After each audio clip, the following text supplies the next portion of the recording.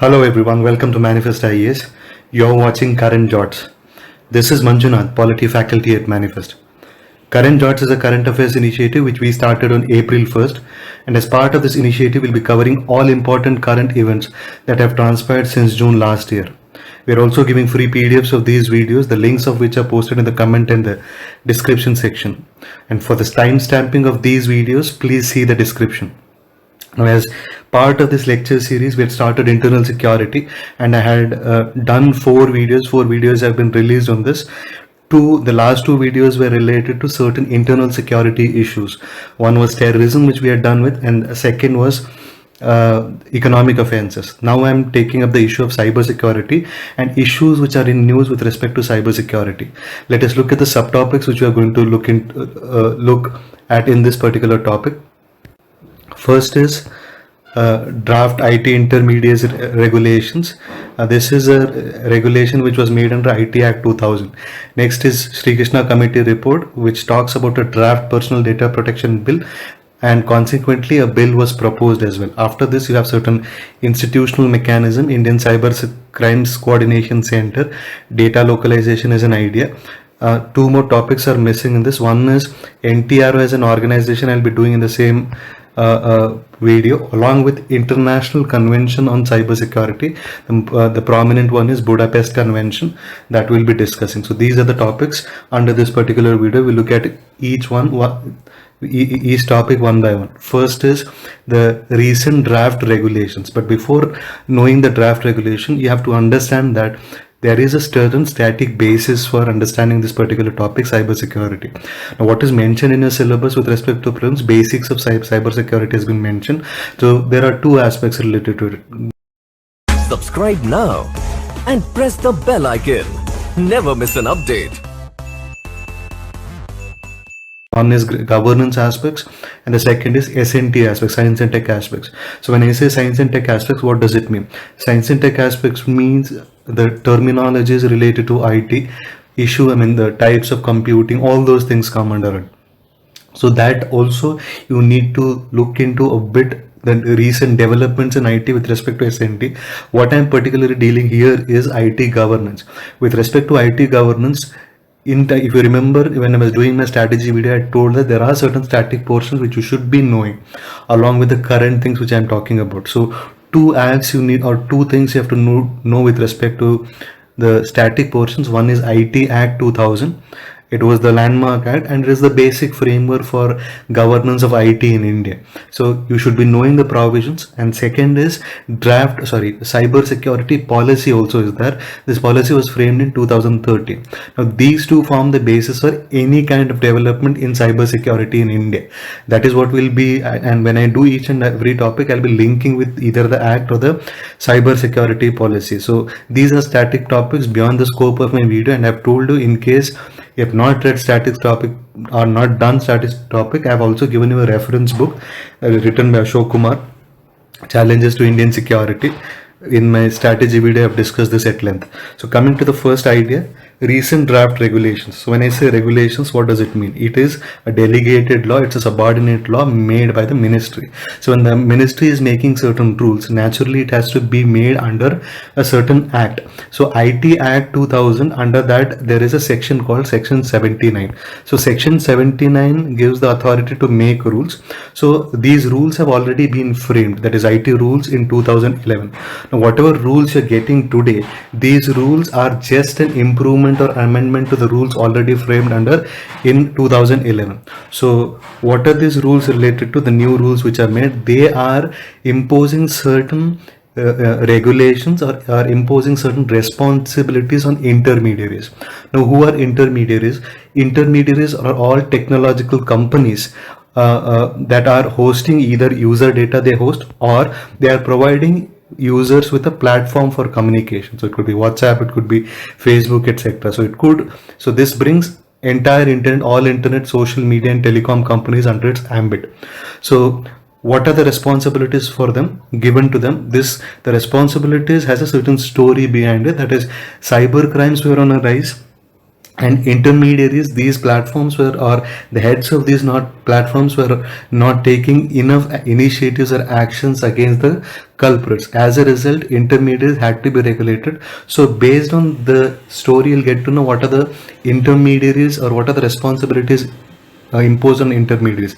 The act says that, the rule says that intermediaries will have to, in case government agencies need an information regarding some cyber security issue or national security issue or related to any issue which is under investigation, prosecution. So in that case, the intermediaries have to provide with the information within 72 hours. That is one obligation that has been imposed. Second is, in case there is any data or any content which is violating the is considered defamatory against national security under Article 19.2. 19.2 is to assemble peace. 19.2 is to assemble peaceably without arms, and also totally under Article 19 there are certain reasonable restrictions. You cannot have a defamatory content, etc. So under that, if there is any such content on their platforms, within 24 hours it has to be notified to the appropriate government agency. Now in order to do all this, the intermediaries need certain mechanisms and also technological solutions. So they should have or use automated tools to identify, remove and trace such a content. So these are the obligations. There are some more obligations which are introduced that we'll discuss. So that I have said 72 hours they have to, and then 24 hours with respect to Article 19, and such information and associate records regarding all this will have to be preserved with them for 180 days. And now there are certain platforms which have huge influence over the public. The number of users is huge. So on such intermediaries there are certain special obligations which are imposed. So first we'll look at what are those intermediaries particularly. Platforms with more than 5 million users, 55 lakh users, they should have a registered entity in India. They should have a physical office, and within that office there should be a nodal officer, and who will be available for liaison or collaboration with the government on a 24/7 basis. Also, such platforms must send communications to users once a month about privacy policies, and also platforms must deploy tools to identify and remove or disable public access to unlawful information or content. So these are the obligations imposed. And also there was one more proposal made by the government that your account should be linked with Aadhaar, but that has earned many criticism. This also has earned many criticisms, wherein it could infringe privacy of certain users, wherein data is encrypted. So intermediaries are complaining that they themselves do not have an access to that data since it is encrypted. So whatever the debate aspects, those are more for prelims. Whatever is required for it is required for mains. Whatever is required for prelims, I have given it here. Next is BN Sri Krishna committee report. Now there was a question asked in internal security, I think last year only, that which is the country with a model data law, European data protection regulation. So once European regulation were passed, immediately, India also faced this issue of data security, data breaches. Naturally, it followed up with a commission. This commission was formed or constituted, BN Sri Krishna committee. This commission gives you a report, and in this report it talks about a draft bill that India needs a model regulation data protection bill. So it gives you all the provisions, and consequently a bill is also introduced, or not even it has been formulated as of now. So there is the draft bill that is given by the committee, and then there is the bill itself. So these two are slightly at loggerheads today. There is a certain kind of discrepancy in the actual bill which has been framed by the government and the commission which has given the draft bill. So we have to look at both the bills, and some contentious issue might be asked, or personal data protection bill framed by the government in itself might be asked. Some of the provisions might be asked. So how do you understand this act in total? See, whenever there is an act on data protection, naturally what it will be, it will talk about data, it will talk about types of data, and what all can be done with that particular data. Can you collect it? Can you process it? Where do you store it? In case of sharing, how do you share, and who do you share with? So these are the two things: data related, types of data, what you can do with that particular data. Third is, when this kind of an activity is happening, so data sharing or etc., data collection, so there are two parties in this. One who is giving the data, second is someone who is collecting the data. So someone who is collecting the data fiduciaries, and someone who is giving the data are individuals. So what is the right of an individual? What are the duties or responsibilities of these fiduciaries is what this particular bill is talking about. So data types, what all you can do with the data, individual rights, duties of the fiduciaries, and also it talks about institutional mechanism to implement the act. Data protection authority has to be created. All those are the points under this particular bill, and the bill which has been formulated by the government also works on the similar model. So that comparison is important, that we look into one by one. So what is the provision? The entire report of the bill says that there should be a the commission says that there should be a bill, and it should work on following principles. First, it says is the data which is collected, process, etc., at every level there should be a consent mechanism. That is, when I share the data with the data fiduciaries, the mechanism of processing, or at the level of processing or sharing, etc., at every level, individual consent should be the pillar for such an activity. Second is, it says that it also the second principle of data collection, etc., says is privacy. In any case, privacy should not be breached. Also, we know that privacy is today a fundamental right under which was guaranteed by the Supreme Court under Puttaswamy judgment in 2017. Third thing which it talks about the individual right is right to be forgotten. Now, what is right to be forgotten? You have shared data with the data fiduciary.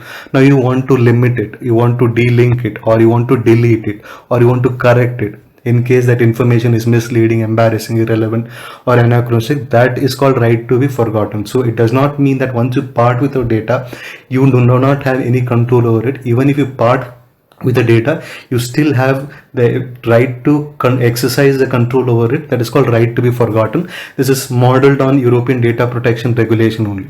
Now, what should the bill include? This is one thing it says. Second thing it talks about, the committee says that the bill should include about types of data. So in types of data, it talks about personal data. Second is sensitive personal data. So the law will cover processing of personal data by both public and private companies. So either it could be government collection of data, or it could be collection by the companies. And also the personal data at every level, shared, collected, or otherwise processed in the consent mechanism works.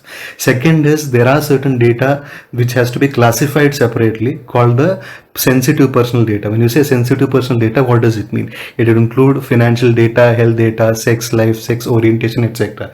This because this impinges consent, or it hinges or identity of an individual hinges completely on such sensitive personal data, and this had to be carefully handled. So what it says is, sensitive personal data will include passwords, and also such sensitive personal data, the list which it is giving, it says it is indicative. DPA, that is Data Protection Authority, which will be formed under the same bill, will notify further categories in case it wants to. So these are the things it talks about with respect to data, types of data. Next is data storage, data processing, etc. So what does it say? The bill says that is the bill by the committee proposed. It says that data storage should be made mandatory, that a copy of it should be stored in India. Even if it is sent outside to process, use, etc., a copy of personal data should be stored in India. Second is, the bill has proposed that critical personal data of Indian citizens must be processed in centers located within the country. It cannot be taken outside. This related to this, we'll discuss more later. Third is, additionally, personal data collected. So suppose this is with respect to the company within India. Sometimes what happens, the company is incorporated in India, but it is processing the data outside. In that case, what does it say? It says that personal data collected, used, shared, disclosed, or otherwise processed by companies incorporated under Indian law will also be covered. So your processing, etc., may happen anywhere. If you are incorporated in India, that also comes under this bill, is what it says. In any case, in certain cases, central government may exempt such companies. It depends on case by case, is what it says. Next is, what are the obligations of the fiduciary? So when the data is being collected by the fiduciary, there are certain duties or responsibilities of that. First responsibility is purpose limitation. What is purpose limitation? That data will be used only for the purpose it was intended to. So suppose you say that I need the data of marriage, or I need the data of sex in order to for a particular scheme. That purpose limit, there is a purpose that should be used only for the purpose it was collected. So this is called purpose limitation. Next is collection limitation, that is only necessary data should be collected. So in case you don't need data about sexual orientation for a particular scheme, that should not be collected. There should be a link between what you're trying to do and what you're collecting. That is what it talks about. Next is the bill lays out obligation for fiduciaries that no harm should be done with the data, and also it should not impinge on the privacies, etc. Those general ideas are incorporated in the bill given by the committee. Next is for data processes not in India, the act will apply in case they are carrying out business in India or other activities such as profiling, etc. So even if they are not present in India, but if they have data related to India, these rules will apply to them as well, is what it says. Next is, despite having all this, the act will become successful only in case there is a data protection authority or an institutional mechanism. So it says that there should be an authority established which will implement the act. In case of violation of the act, this authority will look into. So it says that it will be monitoring and looking into enforcement, legal affairs, research regarding it, policy awareness, inquiring into grievance, etc. So when it inquires into grievances, naturally it will give a decision. Once it gives a decision, it can be challenged by an appellate tribunal. So the committee says that the central government shall establish an appellate tribunal or grant powers to an existing appellate tribunal. Is that you can create a new one, or existing appellate tribunal can also be given the authority, is what it says. So this is the institutional mechanism. Next is, it also talks about penalties. Penalties basically in terms of money, pecuniary penalties, monetary penalties. So this money will be transferred to data protection fund, which will be used for the functioning of data protection authorities, what it says. Next is, where does the law not apply? That is like consent mechanism, etc. There are certain, these can be compromised, or rather these can be exempted in certain cases. That is what is called exceptions. The state can process data without consent in case it is for law and order or public welfare or emergency situation, and processing of data for certain interests such as security of state, legal proceedings, research and journalistic process. In that case, even if consent is not taken, it is fine, but there should be a procedural mechanism. So what it says is and also it should be reasonable in the sense you are taking certain rights of the individuals by not taking their consent. So when you don't take their consent, you are injuring the person in a certain fashion. So the injury caused to the individual should be equal to the harm which has been prevented by causing an injury to the individual. So individual harm is equal to social welfare, is what it tries to equate. So this is called the principle of social good. Next is, it talks about cross-border data transfers. It says that cross-border data transfer should be allowed in personal data only. This will work on the basis of model contract clauses between the countries. And also it says that cross-border data of personal data which is critical, sensitive data, cross-border transfer should not be allowed, is what it says. So these are the recommendations it makes. Also along with that, it talks about data. It makes a mention about data of children as well. It says that data of children should be the provision should be stringent, and the company should be prohibited from behavioral monitoring, tracking, and other kinds of activities which adversely affect a child. And also it says that today when you receive a data, when the fiduciary is receiving data from a child, there it is the responsibility is on the parent. That is, parental discretion is advised, is what you get as a caution or a precaution. So here the onus is today the onus and responsibility is on the parent. What the committee says is the responsibility should now be transferred to the company. It is the company which should take because the parental concern is prone to circumvention, because children lie about their age, and hence it says that it won't bring any protection, is what it says.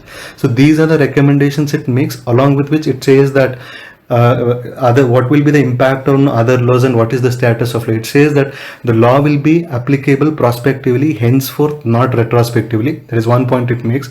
And it also talks about its impact on RTI and Aadhaar. It says that Aadhaar Act, UIDA does not have strict authority, or it does not have the authority to enforce its violations of the act, so it should be altered, is what it says. And also under RTI, privacy is a exception, or under section 8, information which affects privacy of an individual cannot be revealed. So it says that RTI also need to be amended in order to strengthen right to privacy. These are the recommendations it gives. So a progressive and a very landmark report, and also a landmark bill which it proposes. Taking the cue from here, government frames a bill what we call as the Personal Data Protection Bill. So what you need to know here is almost all the provisions have been included. BN Sri Krishna Committee recommendations have been included in the bill, but some very obvious things have been changed, some, and very overtly and blatantly, and it has been criticized that the Personal Data Protection Bill is in complete contrast with the draft bill and it defeats the very purpose. Why and all, that we'll discuss. So first is what is the bill made by the government actually say? It says that it is applicable to three people: government, naturally because it is one of the major holders of data, companies in India, and also foreign companies dealing with personal data of individuals in India. So it is in line with what the committee had said. Next, it says the bill categorizes personal data and as sensitive personal data also.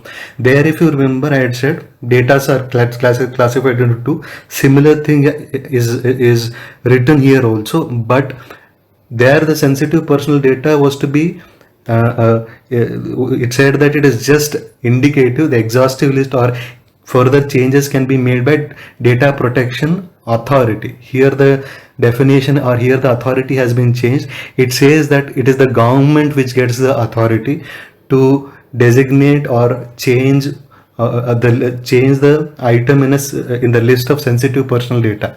So this creates a conflict of interest because government in itself is one of the fiduciaries. So fiduciary cannot be the determiner of the law. So this creates a conflict of interest. It says that government will create it in consultation with the authority, but authority is again an extended version of government.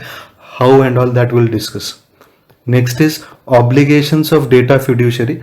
Whatever I had mentioned there, whatever the obligations, purpose limitation, and also the privacy limitations, all those are mentioned in this also. So at every level consent is required. A data fiduciary could be an entity or an individual, and they will be implementing security safeguards such as data encryption, etc.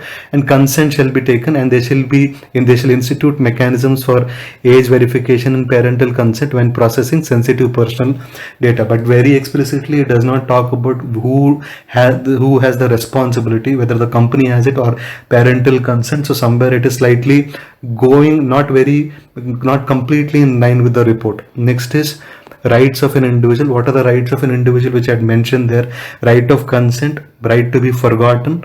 Yes, so the same things have been added in the bill also. It includes right to obtain confirmation from the fiduciary whether the personal data has been processed, seek to correct inaccurate data, that is right to be forgotten, and restricting continuous disclosure. So the same ideas. The right to be forgotten, right to be consulted in different forms, the act mentions. Next is grounds for processing personal data. There, if you remember, I had said that consent is required even for processing the personal data, but in certain cases there are exemptions. Those exemptions were mentioned: security of state, in case of welfare of the people, welfare of the person, legal proceedings, etc. Same things have been added here. The bill allows processing of data by fiduciaries only if consent is provided by the individual. However, in certain circumstances, consent is not required, like state providing benefits for individual legal proceedings, to respond to a medical emergency, etc. Next is social media intermediaries. The bill by the government also makes provision for social intermediaries. This was not recommended by the committee. This is a good provision and an addition by the government, and it's a progressive one. So it talks about how all intermediaries, it is in line with your draft intermediaries. All such intermediaries which have users above a notified threshold and whose actions can impact electoral democracy or public order, they have certain obligations. The obligations which also includes voluntary user verification mechanism for users in India. Next comes the idea of, so I told you, for to be implemented there should be an institutional mechanism. So the committee had recommended data protection authority. So here as well there is a data protection authority. It says that the data protection authority, whatever the functions there they had given, the same functions remain, and it says that it will consist of chairperson and 6 members with at least 10 years expertise in the field of data protection and information technology, and orders of this can be challenged in an appellate tribunal, which was recommended by the committee, and appeals from the tribunal will go to the Supreme Court is what it says. But there is a catch, there is a problem here. There it had said that the members of DPA will be appointed by the government on the recommendation of a selection committee. There it had recommended that the selection committee will consist of CJA or judge of Supreme Court, and there will be a member who is an expert in data protection, and then there will be cabinet secretary. This is what it had mentioned. If you look into the selection committee nowhere consists of any person other than governmental members. So in a way, data protection authority will be filled by people who are who if not in favor of government, they will be at least under the government because they are appointed by the government. So you have so what it says is the selection committee will be having cabinet secretary as the chairperson, secretary Department of Legal Affairs, and secretary of Minister of Electronics and Information Technology. When you look at this, so all members are governmental members. We cannot expect selection committee to be independent. Naturally, we cannot expect DPA to be independent. Naturally, you cannot expect their independence in terms of implementation in case the government is the violator under the act, as government itself is a fiduciary. So it defeats the entire purpose, and this is when Sri Krishna committee, or Sri Krishna, who was the chairman of the committee, he derides, he criticized the bill and says that it is in complete contradiction with what we had recommended.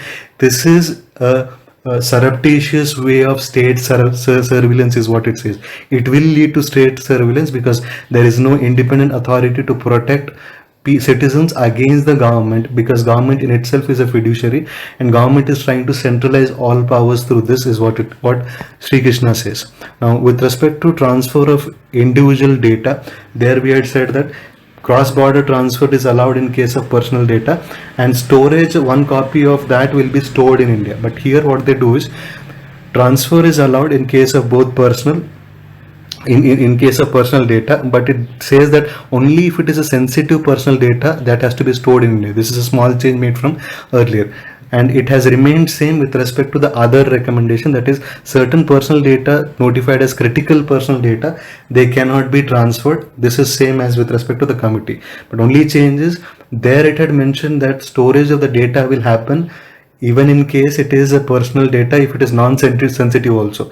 Here it says that only sensitive personal data when transferred, or when transferred to the other country, only that data will be stored. So this is one change. Exemptions, almost all this remain the same. Security of state, preventing incitement, and other things like journalistic purpose, those same things remain here as well when compared to the committee.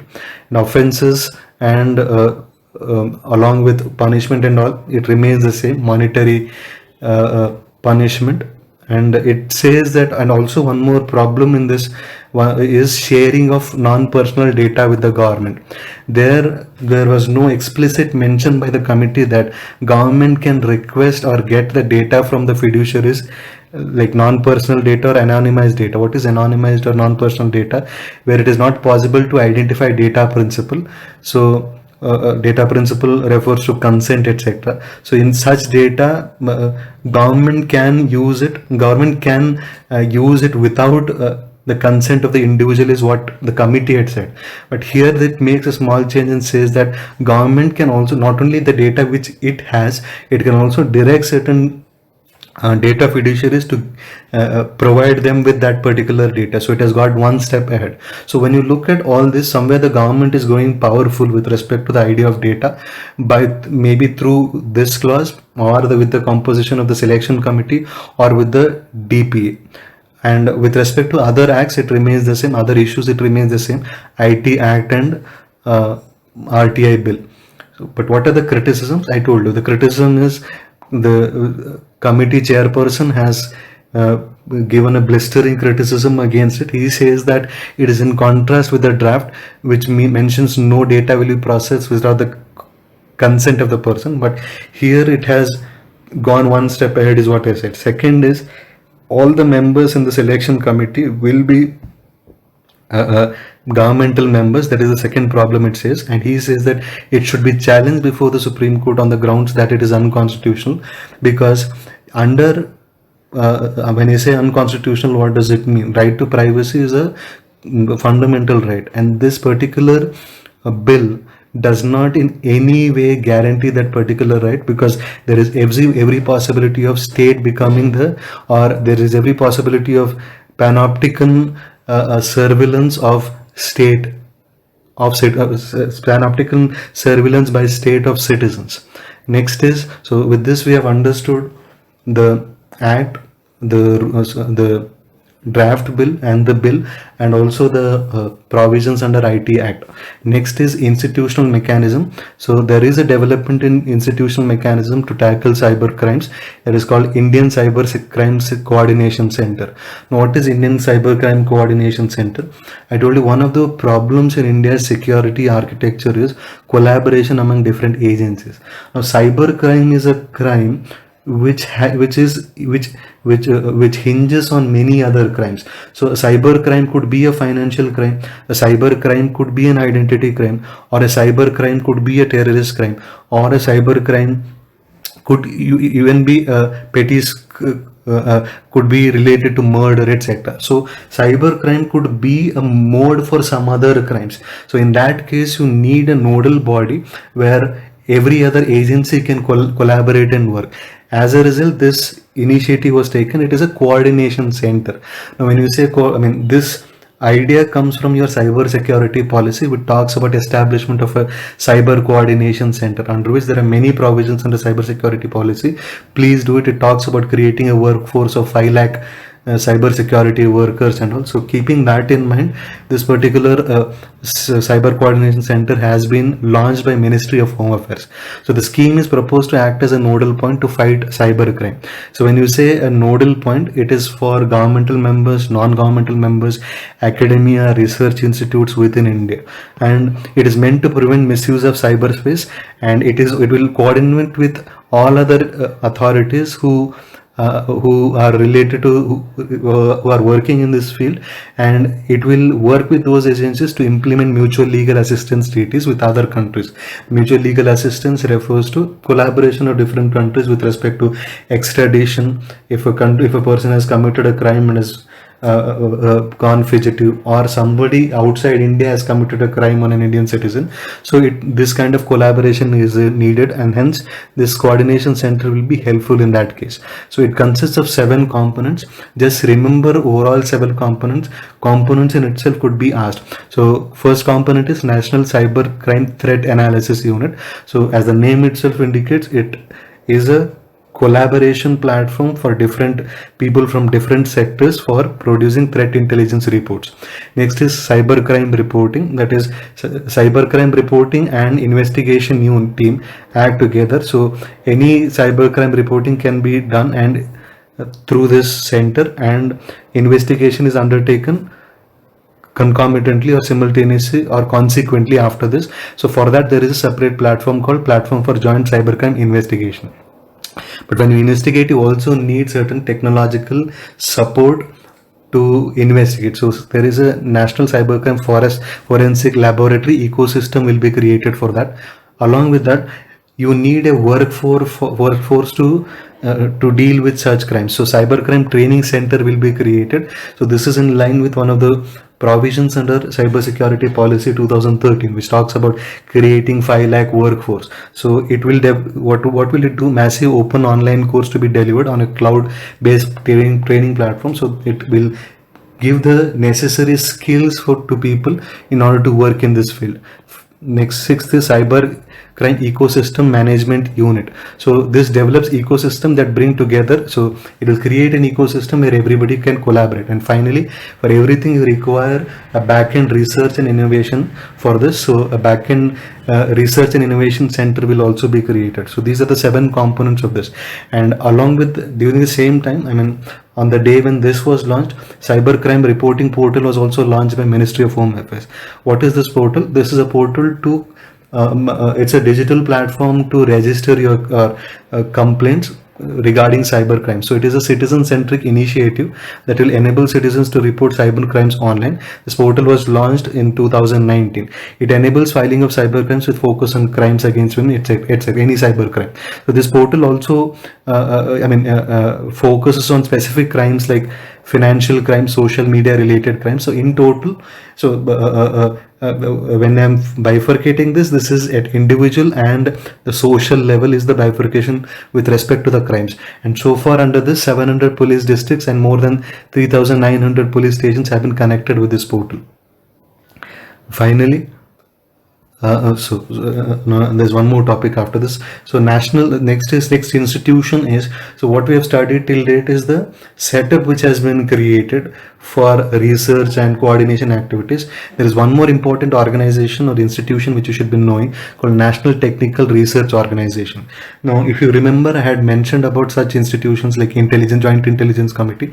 This is somewhat on similar lines. It has been established, but particularly it works in the field of cyber security. This is a technical intelligence agency and it is head under National Security Advisor. We have discussed at length who is National Security Advisor in my second video under internet security only. So it is in the Prime Minister's office, not an attached office. It is situated in the Prime Minister's office. It was set in 2004. It includes, there are 2 institutes it includes. One is National Institute of Cryptology Research and Development, and there is also a Critical Information Protection Center. What Critical Information Infrastructure Protection Center, what is that, we'll discuss. So this Cryptology Research and Development, as the name itself indicates, it works in the field of, or it researches on issues related to encryption and decryption. Next is NTRO has the same. So when you say it is an organization, there should be certain norms of conduct. So norms of conduct is similar to Intelligence Bureau and Research and Analysis Wing. RAW is under the Cabinet Secretary. That difference you have to remember. Agency develop this agent. What is the function of this? As the name indicates, it develops technological capabilities in aviation and remote sensing, along with data gathering, processing, cyber security, cryptology system. So basically it is an institution for research and development of technological capabilities.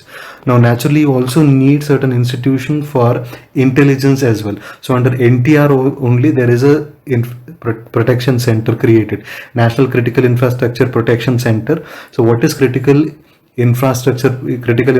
This is defined under IT Act 2000. It gives the definition of critical infrastructure, that is, it is an infrastructure on which other infrastructures are dependent. So IT infrastructure is one, it's critical infrastructure because all other infrastructures are dependent on IT infrastructure. For example, e-commerce or any kind of trading is dependent on IT infrastructure. Petroleum business, every business today works online today. So critical infrastructure is that, but you can designate any other infrastructure as critical infrastructure. So under the Act, many infrastructures have been designated as critical infrastructure. So it is an agency. So there is an agency under this only, NTRO, to monitor, intercept and assess threats. So basically it is getting information. It is an intelligence kind of a center or an institution. So from intelligence gathered from various sensors and platforms including satellites. So technology development is under NTRO. Information got from those technologies processed by this particular center. So this is the difference you have to remember. Now in all this, we have understood the idea of institution. One point has been, we have time and again mentioned this data localization. If you remember, certain data cannot be transferred, and even if you transfer, cross-border transfer happens, you have to store in India. So this entire idea is some related to a concept called data localization. So data localization was in news recently because RBI has given a notification with respect to data localization. It has issued a notification. So in 2018, RBI gave 6 months time to all global payment companies. So payment companies, all those PhonePe, etc., to store transaction data of Indian customers within India. And what do they, it also defines data. It says the data should include entire data. It should include end-to-end transaction details, information collected, carried, processed as part of the message payment instruction. So the requirements apply as mentioned. This is a development of, RBI took this forward from National E-commerce Policy. National E-commerce Policy talks about data localization, and hence rules were made related to that. There were many noises and also rumblings by different companies because companies, MNCs who in India, or MNCs of other countries in India, they had problems with this.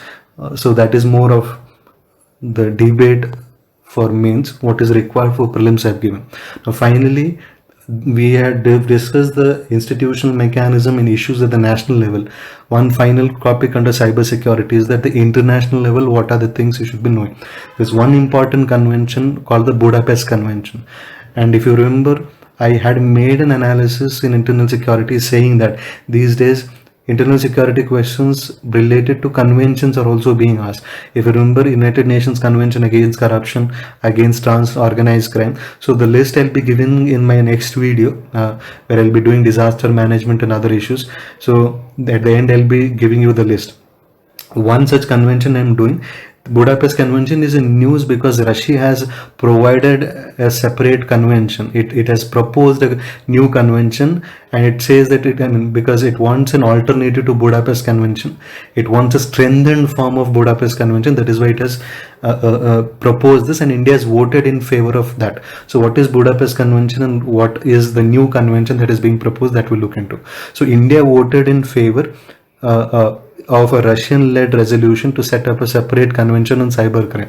The Russian proposal, what is the name of the document or the convention? Countering the use of information and communication technologies for criminal purpose. So this was passed by a committee in United Nations General Assembly. What does it say? The proposal creates a committee to convene in August 2010 in New York to establish a new treaty through which nation states can coordinate and share data to prevent cybercrime. And this treaty is seen as an alternative to Budapest Convention.